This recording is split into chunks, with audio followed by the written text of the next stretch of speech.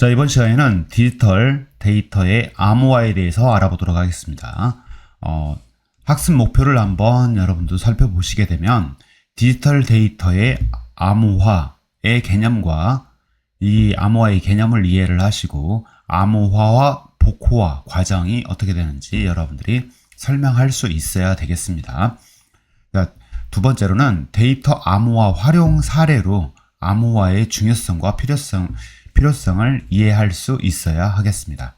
그래서 여러분들이 이번 시간 이 단원이 지나고 나면 이 학습 요소인 암호화, 복호화가 무엇인지, 암호문이 무엇인지, 이 키가 무엇인지를 이해를 했으면 좋겠습니다.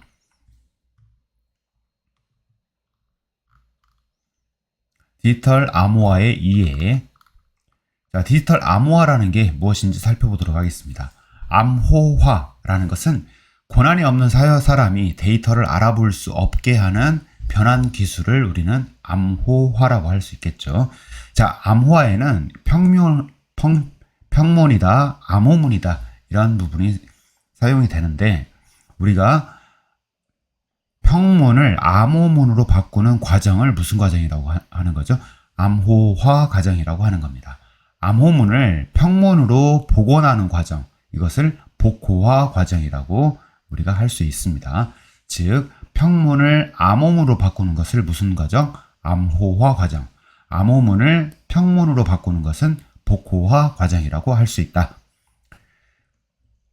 그리고 일단 암호화를 하는 것은 어떤 중요하고 민감한 데이터를 암호문으로 바꿔서 기억 장소에 저장을 하고 전송을 하게 되면 유출될 우려가 적겠죠.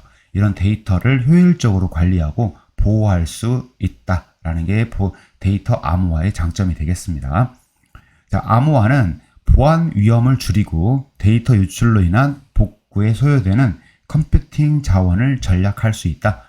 즉, 이 데이터가 유출이 되면 이 복구를 위해서 또 컴퓨팅 자원을 많이 활용을 해야 되겠죠. 이런 부분을 절약할 수가 있으니까.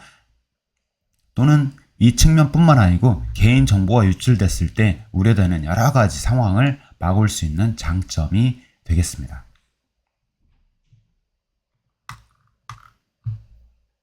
자, 데이터의 복호화 과정과 암호화 과정과 복호화 과정에 대해서 알아보도록 하겠습니다. 자, 데이터 암호를 하고 복호를 하는 과정에서는 이 키와 알고리즘으로 구성이 됩니다. 키가 있고 어떤 알고리즘으로 구성을 하느냐라고 하다라는 거고, 암호화 키는 평문을 암호문으로 변경을 할 때 이렇게 사용하는 문자열을 암호화 키라고 하는 겁니다. 자, 올바른 복호화 키를 가진 사람만이 암호문을 해독할 수 있으므로 키 관리가 매우 중요하다라고 볼 수 있습니다. 그래서 키는 반드시 비밀을 꼭 유지를 시켜야겠죠.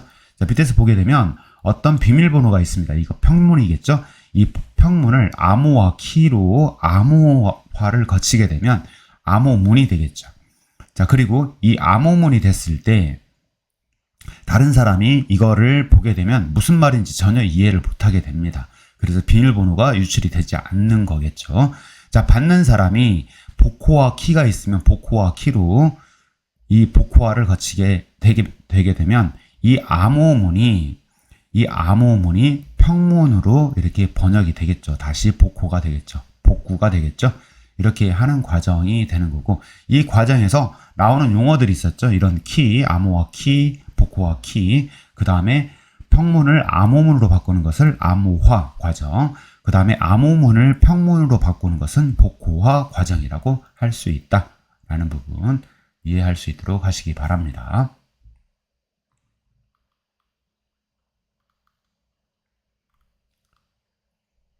자, 그러면 카이사르 암호 알고리즘을 한번 보도록 하겠습니다. 암호가 어떻게 이루어지나 단순한 간단한 알고리즘으로 구성되어 있는 카이사르 암호를 보게 되면 이 카이사르 암호 같은 경우는 알파벳을 오른쪽으로 세 자리 이동한 후에 대응하는 다른 알파벳으로 치환하여 암호화를 하는 겁니다.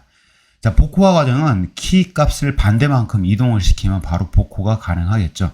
자, 실제 평문이 있습니다. 실제 평문을 오른쪽으로 세 자리, 즉 A일 때는 세 자리가 이동하고 나면 그게 A, B, C, D. 하나, 둘, 셋, 세 자리를 이동하고 나면 알파벳이 D가 되는 거죠. D로 번역을 해서 보내게 되는 겁니다. 자, 암호문이 이렇게 됐다라고 하게 되면 복호화 과정은 반대로 왼쪽으로 세 자리를 이동해서 그거에 대응하는 알파벳으로 바꿔줄 때 다시 원래 평문으로 돌아오겠죠. 자, 밑에 얘가 있습니다. 러브라고 하는 단어를 암호화 과정을 거치게 되면 이 암호문이 ORYH로 바뀌게 되고 복호화 과정을 거치게 되면 다시 러브로 이렇게 변경이 되겠죠. 그 과정은 어떤 과정을 거치게 된다? 이 원래 평문에서 오른쪽으로 세 자리 이동한 그 문자열로 치환하는 방식으로 이렇게 암호를 하는 방식이 카이사르 암호 방식이라고 할 수가 있겠습니다. 자, 암호화 활용 사례를 한번 살펴보게 되면요. 고대와 근대 암호화 과정에서 사용했던 첫 번째, 우리가 이 부분에서는 고대와 근대에서는 이렇게 적군과 아군의 정보를 이렇게 보호하기 위해서, 적군으로부터 아군의 정보를 보호하기 위해서 하는 목적으로 많이 사용이 됐습니다. 자, 평문의 위치를 바꿔서 암호화하는 과정을 전치 암호라고 하고 있으며, 평문의 문자를 다른 문자로 대체를 하는 것을 치환 암호라고 할 수가 있습니다. 전치 암호는 자리를 바꾸는 것, 자리 위치를 바꾸는 것을 전치 암호라고 하고, 평문의 문자를 다른 문자로 대체하는 것을 치환 암호라고 한다. 자, 스키테일 암호 방식, 첫 번째 스키테일 암호 방식을 한번 보게 되면 전치 암호 방식입니다. 전치 암호 방식은 위에서 얘기했듯이 어떤 위치를 바꿔서 암호화하는 과정이 되겠습니다. 자, 위치를 한번 바꾼다라고 하는 것은 밑에서 나오는 그림이 있죠.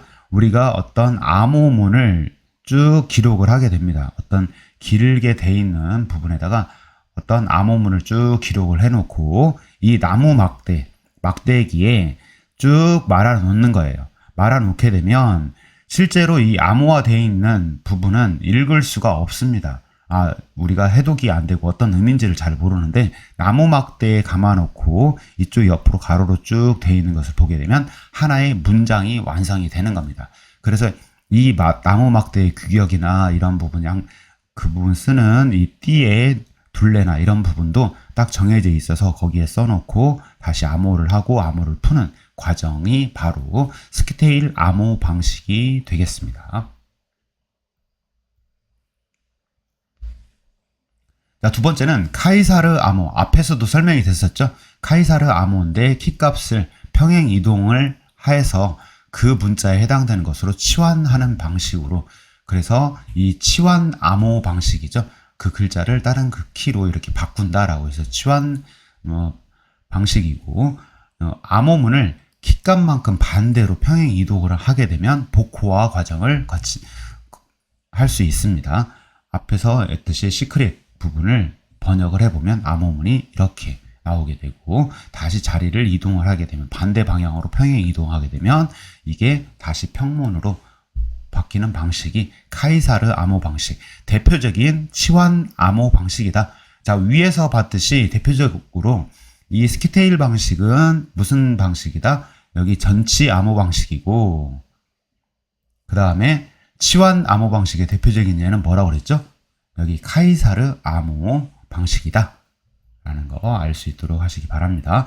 자, 그리고 세 번째로 나오는 게 뭐가 나오고 있죠? 지금 에니그마가 나오고 있죠. 에니그마는 2차 세계대전에 사용된 독일의 기계식 암호기입니다. 이 암호 체계가 잘 발달돼 있어서 연합군 쪽에서 계속 패배를 하게 됩니다. 이 암호를 해독을 못해서. 그런데 이 암호를 해독하기 위해서 컴퓨터를 했다라는 얘기도 있습니다. 그래서 컴퓨터가 개발을 해서 이 암호문을 해독을 한 이후부터는 연합군이 승기를 잡게 되고, 결국 그 2차 세계대전을 승리로 이끄는 대표적인 예로 이렇게 소개되고 있습니다. 자, 이 에니그마는 원리는 어떻게 되느냐면, 키보드로, 여기 나오는 키보드가 있죠. 이 키보드로 문자를 입력하면 배전반이라고 하는 게 있는데, 이 배전반에 연결된 문자로 한번 치환을 하게 됩니다. 치환이라는 것은 이 카이사르 대표적인 암호의 치환 암호 방식이라고 했죠. 글자를 바꿔준다라는 겁니다. 자, 2차로 어떤 회전자들이 알파벳을 치환하여 암호 문자가 출력이 되게 됩니다. 여기 오른쪽 그림을 보게 되면 이 회전자가 2차적으로 돌아가면서 또 한 번 암호화 과정을 거치게 되는 거예요. 한 번으로 거치는 게 아니고 두 번의 암호화 과정을 거쳐서 여기에 나오는 암호 문자가 출력이 되고 다시 이 암호 문자를 입력하는 것도 반대 방향으로 이렇게 하는 시스템이 되겠습니다. 그래서 아주 2차 세계대전 때 악명이 높았던 암호기가 바로 에니그마였습니다. 자, 여러분들이 보충 자료로 여러분들 꼭 알고 넘어가셔야 되는 게 이 대칭키 암호와 공개키 암호를 꼭 알고 넘어갔으면 좋겠습니다. 자, 대칭키다. 뭔가 대칭이라는 의미를 포함하고 있죠. 뭐가 대칭이냐? 암호키와 복호키가 대칭이다. 동일하다라고 생각을 하시면 되겠습니다. 자, 원리를 보게 되면 어떤 송신자가 암호를 만들고 다시 복호를 하는 부분을 이렇게 거치게 되는데 평문을 보냈습니다. 이거를 어떤 암호 키에 의해서 암호화를 거쳤어요. 암호문이 작성이 되겠죠. 이때 다시 복호화 과정을 거치면 평문이 되죠. 이때 여기에서 암호 키와 복호 키가 동일하다, 대칭이다 라고 하는 의미로 대칭키 암호 방식이다 라고 하는 거고요. 자, 그 뒤에 나오는 여기 공개키 암호 방식입니다. 대칭키는 암호키와 복호키가 동일한 거였죠. 자, 공개키 암호 방식은 이 공개키와 개인키가 한 쌍으로 움직이는데 공개키와 개인키가 동일한 게 아니고 공개키와 개인키가 다릅니다. 자, 공개키는 왜 공개키라고 하느냐? 우리가 이 공개키는 상대방에게 공개를 하는 키라고 해서 공개키입니다. 자, 개인키는 개인이 가지고 비밀을 꼭 유지해야 한다라는 부분인 거고요. 자, 원리를 보게 되면 평문을 암호화 과정을 거칩니다. 이때 공개키를 사용해서 암호키를 얘기하는 거죠. 암호키는 공개키라고 부르는데 왜 공개키라고 부르느냐? 모든 사람한테 공개가 돼 있기 때문에 공개키라고 하는 거예요. 그래서 이 모든 사람에 공개되어 있는 키로 암호화 과정을 거치게 되면 암호문이 나옵니다. 자, 그러나 이 공개 키로 다시 복호를 할 수 있는 게 아니고 대칭키에서는 같은 키로 복호화 과정을 거치지만 이 공개 키 암호 방식에서는 이 공개 키로, 즉 앞에서 암호했던 공개 키로 암호가 복호화 되는 게 아니고 복호화 과정을 거치려고 하면 자기 개인 키를 집어넣게 되면 평면으로 이렇게 다시 복구가 되는 시스템이 바로 공개키 암호 방식이 되겠습니다. 그래서 앞에 나왔던 대칭키 암호 방식보다는 좀 더 복잡하고 좀 더 보안을 유지하는 방식이라고 할 수가 있겠습니다. 자, 공개키와 개인키를 사용해서 하는 방식이 공개키 암호 방식이다 라는 거. 자, 하나 더 설명을 하게 되면 해시 함수라는 게 있습니다. 해시 함수. 해시 함수라는 것은 어떤 메시지를 입력하게 되면 고정 길이의 출력을 생성하고 출력된 값을 이렇게 해시 값이라고 한다. 어떤 메시지를 이 해시 함수에다 집어넣게 되면 그 고정 길이에서 계산이 됩니다. 각각 메시지에 따라서 나오는 이 해시 함수에서 나오는 값이 있는데 그걸 해시 값이라고 합니다. 이 해시 함수를 우리가 어디에 이용하느냐? 우리가 어떤 송신자가 메시지를 보내게 됐죠? 이 송신자가 메시지와 해시 값을 전송을 하게 되면 수신자는 다시 그 메시지를 복원을 하겠죠? 복원을 하고 해시 함수에 집어넣어서 이 해시 값이 나올 겁니다. 그러면 송신자가 보냈던 해시 값과 수신자가 계산했던 해시 값을 서로 비교를 하는 거예요. 비교를 해서 두 값을 송신자가 보낸 해시 값, 수신자가 보낸 해시 값을 비교를 해서 만약에 그게 동일하다라고 하게 되면 변경이 안 된 거고 동일하지 않다라고 하면 변경이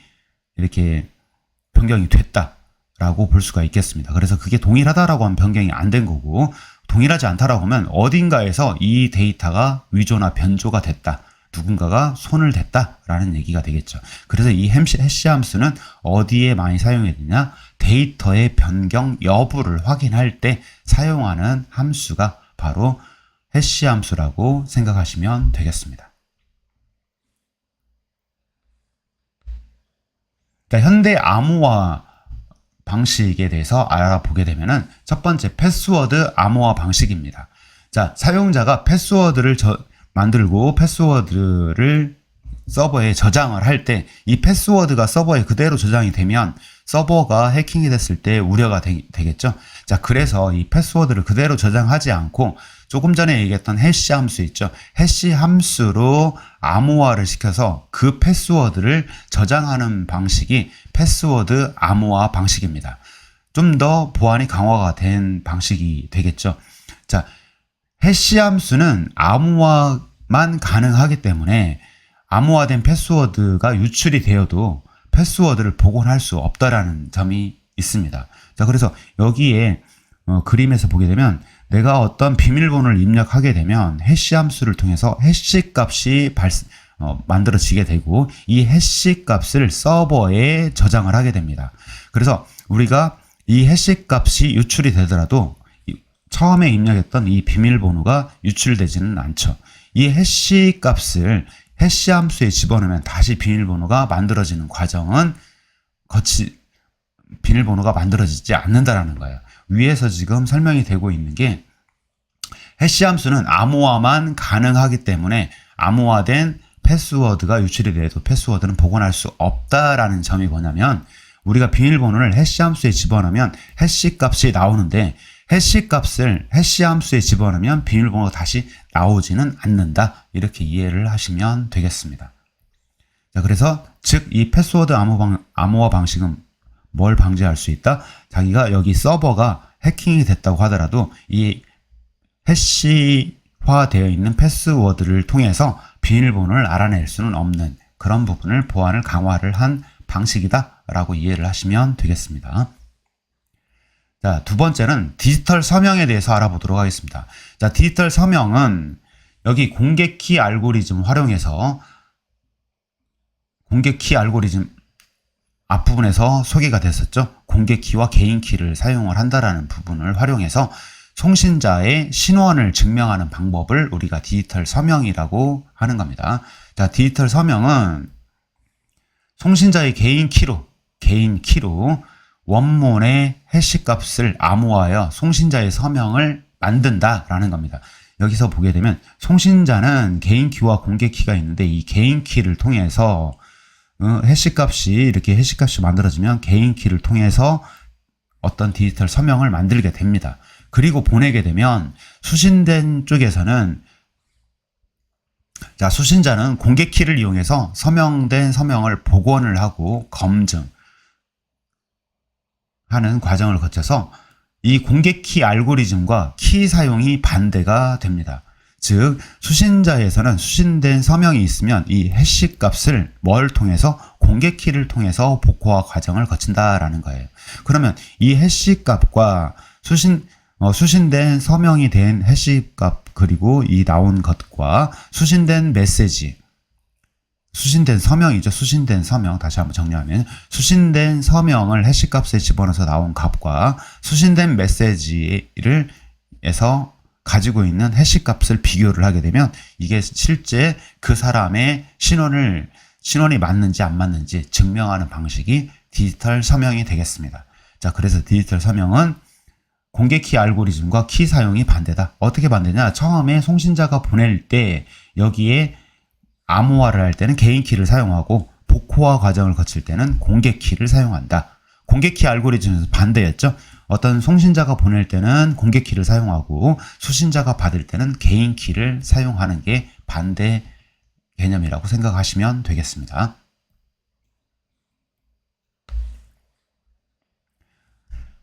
자, 이제 설명이 얼마 안 남았습니다. 좀 길게 설명하고 있네요.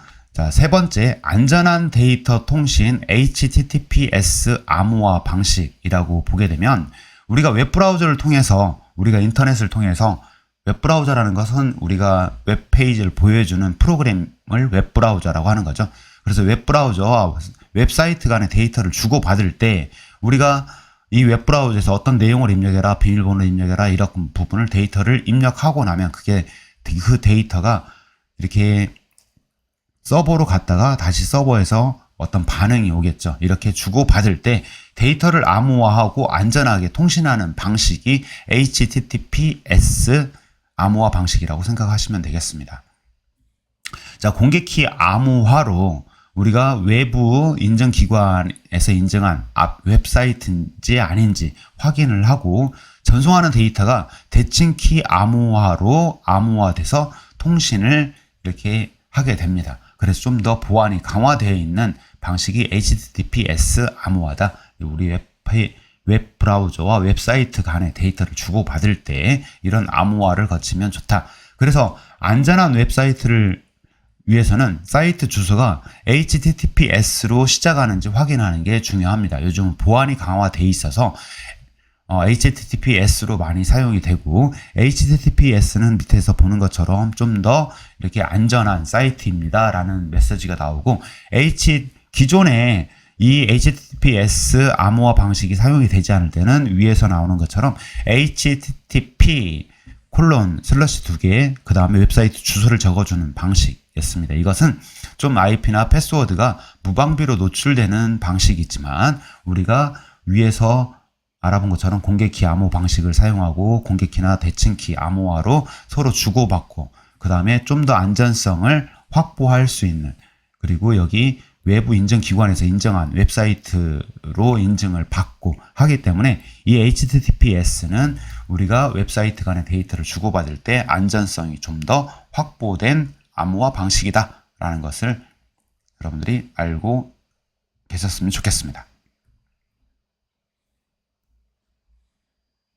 자, 오늘은 여기까지 암호화 방식이 어떻게 이루어지고 어떻게 사용이 되고 실생활에서는 이런 부분이 이루어지는 것에 대해서 살펴봤습니다. 자, 이상 마치겠습니다. 수고하셨습니다.